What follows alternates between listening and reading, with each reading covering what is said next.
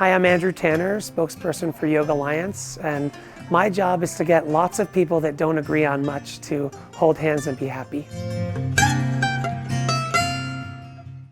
Okay, I'm here with Andrew, who's a big person in charge of some things at Yoga Alliance, and I'm a big fan of you because you're a big sweetie. Yoga Alliance has come under a lot of criticism over the years for maybe, it has a huge task, which is to kind of, no one can figure that out. That's part of the challenge.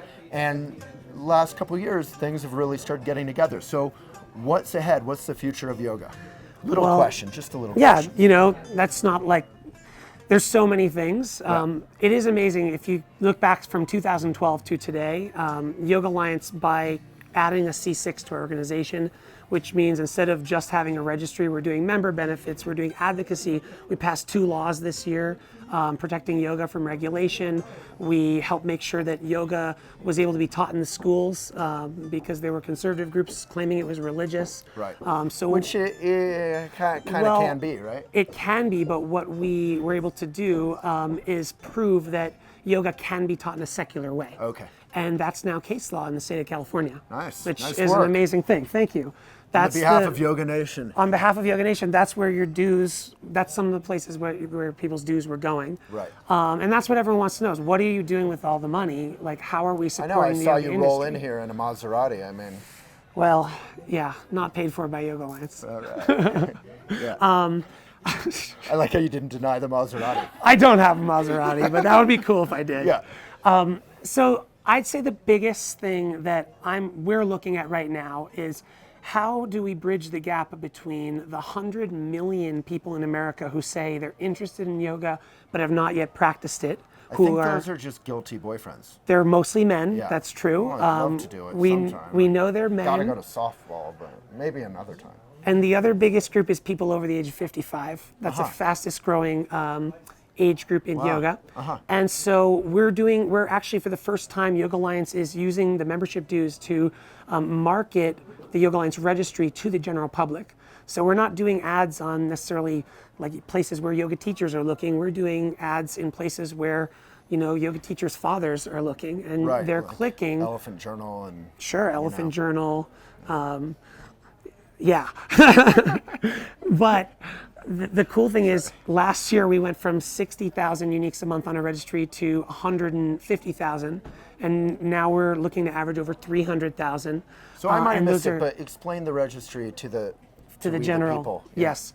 The registry is where yoga teachers who are registered with Yoga Alliance can have their online profile. Okay. It shows who they did their training with, how much continuing education they've done, how many hours they've taught. And do you vet that at all? Well, first of all, they have to be approved by a school. So a school actually has to give them a certificate. Okay. And so we approve it through the school. And then right now, the schools are also being vetted by the people who actually graduate from them.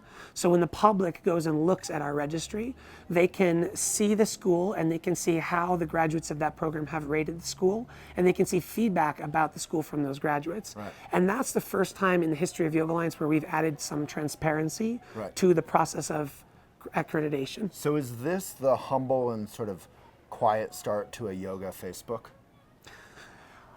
Yes and no. Definitely no, because there's not a social goal. You don't have to answer that. I was just kidding. Oh. Yeah. But serious question. I do feel like whenever I take a class with a new yoga teacher who's maybe 21, 22, her or maybe his bio says, I've been doing yoga for 12 years. No one ever seems to vet. Like, everyone's done yoga for 12 years, no matter how young they are. Like, how does this stuff ever get vetted? For real? So I've traveled a lot this year and talked to a lot of teachers, and what I also see is that this is an industry that's growing so much. And when there's more teachers and when there's more studios, there's more competition. Right. And I think people, when there's more competition, tend to project negative ideas about, there's so many young bad yoga teachers out there, and actually I don't think that's the case. I think there's. Were you just imitating me? Yeah, so many young teachers. There's actually a lot of good yoga teachers. There's a lot of safe yoga teachers. There's a small amount of excellent yoga teachers, and I think there's also a small amount of bad yoga teachers. And yoga studios aren't hiring bad, unsafe yoga teachers. If they do, they're not going to last very long. Right. I mean, I wasn't saying they're bad yoga teachers. I'm just saying yoga can be dangerous if alignment, if training hasn't happened. We are messing with people's bodies and their whole lives. Hopefully not messing with them, but helping them. Right. But and your task is almost impossible. And in the past, that's been part of the issue. Right. To be serious, it's hard for me right now because you're such a likable, fun guy. Sure. But how do you actually make sure teachers know what they're talking about? That is the biggest question. When we were first created, when Yoga Alliance was created, it was more about how do we just maintain the diversity of lineages and have a standard that we can all agree on. Imagine 24 yoga teachers of different lineages agreeing on 200 hours of curriculum. Right. That was a miracle. It's that, like that scene in Lord of the Rings when all the tribes get together and fight. Totally. Yeah. And that, so that is what made the whole industry explode, though, by the way, over the last 16 years. And now the pendulum Yoga swung the Alliance? other. Well, creating of these standards and creating a system for people to have depth practices. Actually, to me, this is, after all the research that I've been doing, I think this is the most interesting idea that I've come upon.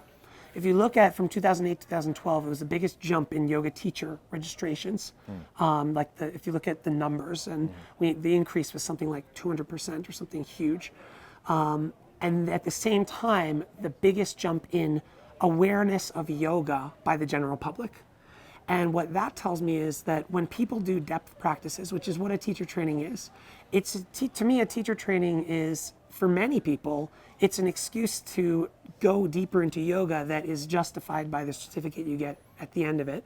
Some people, after doing that, become great teachers. Some people, a lot of people, it's almost like 50%, we believe, don't end up teaching after a 200-hour training, which is a good thing. Right, they just want to deepen their practice and their relationship with themselves and their health. Yeah. But what happens is they become a major advocate for yoga because they then start living yoga.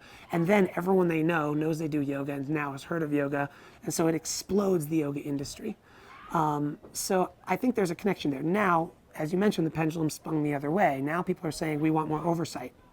No one said that when Yoga Alliance was first created. No one wanted somebody to oversee and regulate yoga. You all had a cool solution to that last we talked. It wasn't really top-down oversight. Correct. It was what we call social credentialing. Right.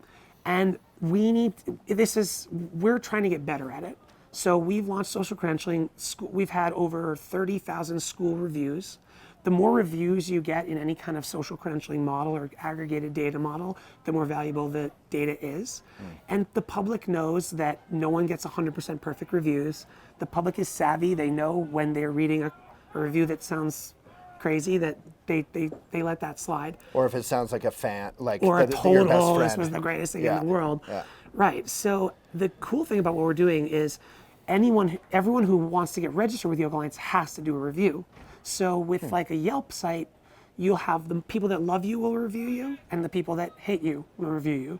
And you often don't get the people in the middle because they're just not motivated. Right. And so our system has that layer of objectivity because you're getting everyone giving a review. And we're going to figure out ways to improve the questions that we ask so we can get some more objective data out of it. Well, and as you've seen with probably Yelp, which I don't actually use because it's so worthless, but like Netflix reviews,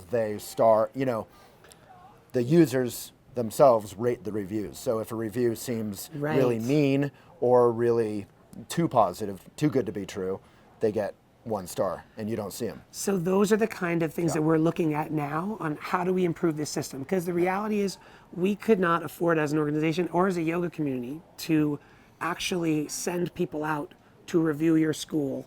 And by the way, when that happens, like it does in a regular college accreditation system, everyone's on their best behavior, everyone knows you're coming, and it only happens once every 5 or 10 years. So you're not getting any feedback.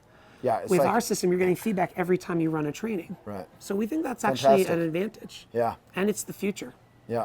Well, thank you so much for your hard work and sweet work. Thank you, my friend. And your sense of humor. Thank you. Much appreciated. Good man. Yoga Alliance. I probably shouldn't do the tongue thing, but that's okay. What was the tongue thing? Namaste. I missed it.